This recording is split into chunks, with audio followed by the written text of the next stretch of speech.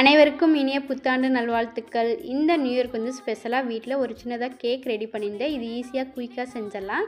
அதுக்கு கோதுமை வந்து 1 கப் எடுத்துக்கலாம். 3/4 கப் வந்து நாட்டு சர்க்கரை, 1/2 spoon baking powder, 1/4 spoon baking soda, 1 spoon vanilla essence சேர்த்துட்டு ஃபஸ்ட்டு நல்லா கலந்து விட்டுறலாம்.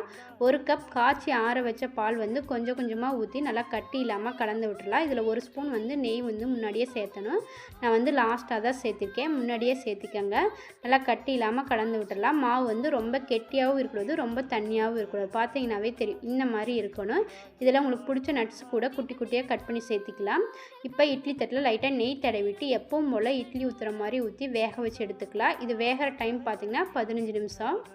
ஒரு 15 நிமிஷம் கழித்து டூத் பிக்கு இல்லை அப்படின்னா ஸ்பூன் வச்சு குத்தி பார்த்தோம்னா மாவு வந்து ஒட்டாமல் வரணும், வெந்துருச்சுன்னு அர்த்தம். இல்லை அப்படின்னா மறுபடியும் ஒரு 5 நிமிஷம் வேக வச்சு எடுத்துக்கோங்க.